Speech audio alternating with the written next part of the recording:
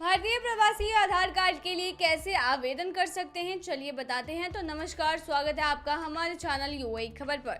देखिए, आप एक संयुक्त अरब अमीरात में रहने वाले भारतीय हैं और पहचान प्रूफ के रूप में आधार कार्ड रखना चाहते हैं। तो आपको बता दें कि आपके लिए बिल्कुल भी ये मुश्किल नहीं है अगर आपके पास ज़रूरत के कुछ कागजात हैं तो। देखिए, आधार एक सेंट्रलाइज यूनिक 12 अंकों का एक नंबर है जो कि आपकी आइडेंटिटी को प्रूव करता है, आपका एज और एड्रेस बताता है। जबकि नॉन रेसिडेंशियल इंडियंस जो कि एनआरआई हुए आधार के लिए आवेदन कर सकते हैं, लेकिन उन्हें इसकी आवश्यकता नहीं है। हालांकि यदि एनआरआई भारत लौटने या फिर एक्सटेंडेड पीरियड के लिए देश में रहने की योजना बनाते हैं तो यह उनके लिए बैंक खाता खोलने, प्रॉपर्टी किराए पर लेने और अन्य वित्तीय लेन देन और सरकारी प्रक्रियाओं में यूज हो सकता है। देखिए, unique identification authority of India के पास एनआरआई के लिए आधार ऑन अराइवल का प्रावधान है, जबकि एक एनआरआई आधार कार्ड जारी करने के लिए ऑनलाइन या ऑफलाइन अपॉइंटमेंट ले सकता है। उन्हें बायोमेट्रिक प्रमाणीकरण पूरा करने के लिए भारत में शारीरिक रूप से उपस्थित होना आवश्यक है। बता दें कि आधार कार्ड के लिए आपको फॉर्म डालना पड़ेगा। आधार कार्ड के अलग अलग फॉर्म होते हैं जिन्हें अलग अलग एज ग्रुप्स के लिए भरना होता है। पहला फॉर्म होता है 18 वर्ष और उससे अधिक आयु वाले लोगों के लिए। दूसरा फॉर्म होता है भारत के बाहर के एड्रेस पर नामांकन या अपडेट करने वाले एनआरआई के लिए।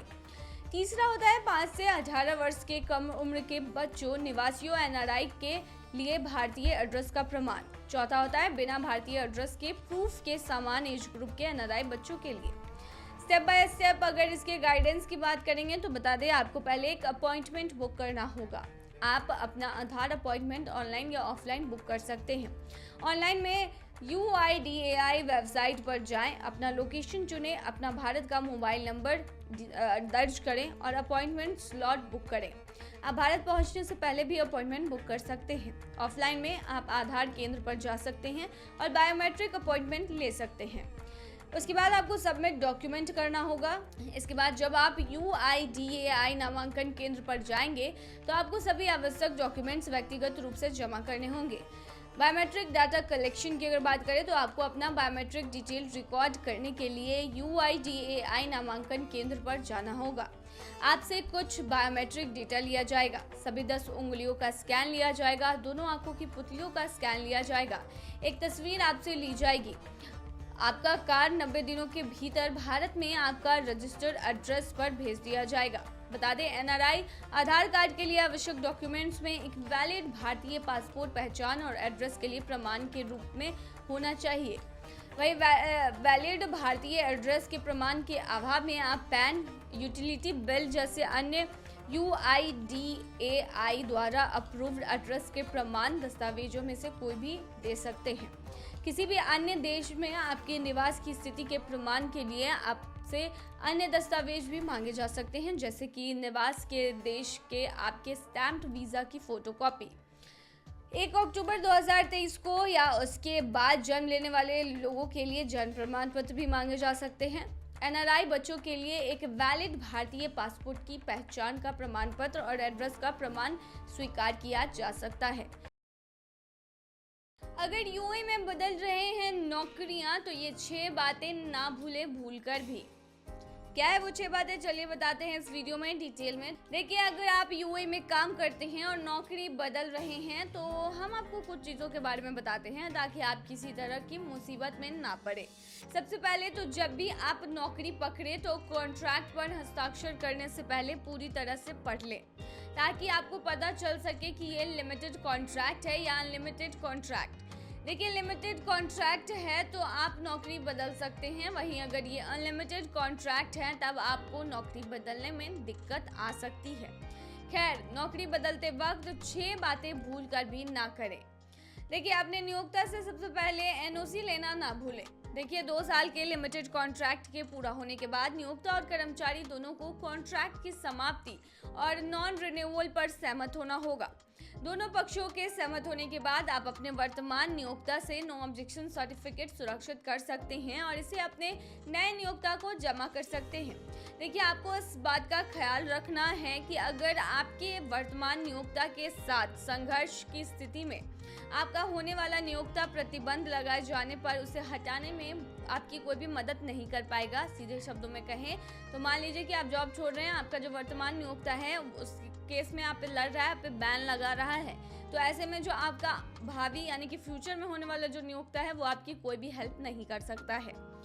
दूसरा है, यदि आप रोजगार के 2 वर्ष पूरे कर लेते हैं तो कोई भी बैन आप पर नहीं लगेगा, तो इस बात को भी ना भूलें। बता दें कि यदि आप 2 साल के लिमिटेड कॉन्ट्रैक्ट पर आपने हस्ताक्षर किए हुए हैं और निरंतर सेवा की निर्धारित अवधि पूरी कर ली है आपने और आपका रोजगार कॉन्ट्रैक्ट समाप्त कर दिया गया है, तो आपको रोजगार प्रतिबंध का सामना नहीं करना पड़ेगा, एम्प्लॉयमेंट बैन नहीं लगेगा आपको। इसके अलावा आप ध्यान दें कि आप उतने दिनों के लिए अपना लीव सैलरी प्राप्त करने के हकदार होंगे जितने दिनों का आपने छुट्टी नहीं लिया है। वहीं अगला है कि 2 वर्षों के भीतर अनुबंध समाप्त करना। यदि नियोक्ता और कर्मचारी दोनों 2 साल के पूरा होने के भीतर कॉन्ट्रैक्ट को समाप्त करने के लिए आपसी समझौते पर सहमत होते हैं तो नियोक्ता द्वारा एनओसी जारी किया जा सकता है। ऐसी स्थिति को ध्यान में रखते हुए जहां आपका नियोक्ता कॉन्ट्रैक्ट समाप्त करने पर प्रतिबंध लगाता है, कर्मचारी 3 महीने के लिए कर्मचारी के आधे पारिश्रमिक तक नियोक्ता को मुआवजा देने के लिए उत्तरदायी होगा। वहीं बता दें, यदि नियोक्ता ने अनुबंध का उल्लंघन किया है तो वह कर्मचारी को 3 महीने के पारिश्रमिक क्षतिपूर्ति के लिए भी उत्तरदायी होगा। अगला है कॉन्ट्रैक्ट पीरियड के भीतर छोड़ना। देखिए, यदि आप 2 साल की अपनी कॉन्ट्रैक्ट पीरियड पूरी होने से पहले ही नौकरी छोड़ देते हैं तो आप अपने नियोक्ता को आपके 45 दिनों के पारिश्रमिक से अधिक के लिए भुगतान करने के लिए नहीं कह सकते हैं। लेकिन यदि नियोक्ता आपके खिलाफ कार्रवाई करता है तो रोजगार प्रतिबंध भी आप पर लगाया जा सकता है। यदि नियोक्ता और कर्मचारी अनुबंध को समाप्त करने यानी कॉन्ट्रैक्ट को समाप्त करने के लिए पारस्परिक रूप से सहमत हो गए तो इससे बचा जा सकता है। महत्वपूर्ण यह है कि आप इस बात का ख्याल रखें कि 2 साल पूरा होने से पहले अपना रोजगार समाप्त करने वाले कर्मचारी पर रोजगार प्रतिबंध नहीं लगाया जा सकता है यदि उसे फ्यूचर का जो उसका नियोक्ता है उसके द्वारा उसकी व्यावसायिक योग्यता के अनुसार वेतन की पेशकश की गई हो। देखिए, इस संबंध में ये भी ध्यान दिया जाना चाहिए कि पेशेवर को एक नियोक्ता से दूसरे नियोक्ता में रोजगार बदलने के लिए श्रम प्रतिबंध लगाने की छूट दी गई है। अगला है कि अनलिमिटेड कॉन्ट्रैक्ट पर काम कर रहे हैं। देखिए, ऐसे मामलों में जहां कर्मचारी किसी कंपनी के साथ अनलिमिटेड कॉन्ट्रैक्ट पर काम कर रहा है, आपकी नौकरी बदलने से पहले 1 महीने की नोटिस अवधि पर्याप्त है उनके लिए। बता दें कि नियोक्ता 30 दिन की नोटिस पीरियड के साथ अपने कर्मचारी की सेवाएं समाप्त कर सकता है। यदि कोई भी पक्ष है, चाहे नियोक्ता हो या एम्प्लॉय हो, नोटिस पीरियड पूरा नहीं कर पाता है तो नोटिस अवधि कम करने के लिए जिम्मेदार व्यक्ति को दूसरे पक्ष को मुआवजा देना पड़ता है। फिर अगला है एक्स एम्प्लॉयर से लड़ते हुए नई नौकरी लेना। देखिए, यदि कर्मचारी अपने पूर्व नियोक्ता के साथ कानूनी लड़ाई में उलझा हुआ है तो वह किसी दूसरे नियोक्ता से नया प्रस्ताव ले सकता है। आप अस्थायी वर्क परमिट के लिए आवेदन कर सकते हैं जो आपको मुकदमे में लंबित रहने तक 6 महीने की अवधि के लिए अपने संभावित नियोक्ता के साथ काम करने की अनुमति देगा। यूएई जाने वालों के लिए खुशखबरी, एयर इंडिया एक्सप्रेस का किराए में छूट का हुआ है ऐलान। क्या है पूरी खबर, चलिए बताते हैं डिटेल में। देखिए, एयर इंडिया एक्सप्रेस एयरलाइन ने अपने यात्रियों के लिए एक नया ऑफर लाया है और एयर इंडिया एक्सप्रेस के यात्रियों के पास कम सामान के साथ यात्रा करने पर फ्लाइट टिकट पर सेविंग्स करने का ऑप्शन होगा। बता दें, एयर इंडिया ने न्यू फेयर फैमिली लॉन्च किया है जो यात्रियों को कई ऑफर देता है। देखिए, इसमें 4 नई किराए श्रेणियां हैं जो संयुक्त अरब अमीरात और अन्य अंतर्राष्ट्रीय डेस्टिनेशंस के लिए उड़ानों पर लागू होती हैं। ये 4 श्रेणियां हैं express light, express value, express flex और एक्सप्रेस बिज। देखिए, खलीज टाइम के रिपोर्ट के मुताबिक एक्सप्रेस लाइट ऑफर में एयरलाइन केवल केबिन बैगेज किराए की पेशकश करता है जो एयरलाइन के साथ यात्रा करने वाले यात्रियों के लिए सबसे किफ़ायती होगा। एक्सप्रेस वैल्यू किराया 15 किलोग्राम चेक इन बैग किराए की अनुमति देता है, जबकि एक्सप्रेस फ्लेक्स बिना किसी परिवर्तन शुल्क के असीमित परिवर्तन प्रदान करता है। वहीं express biz offer business class seat, complimentary खाना, भोजन और दूसरी प्राइमरी सर्विसेज देता है।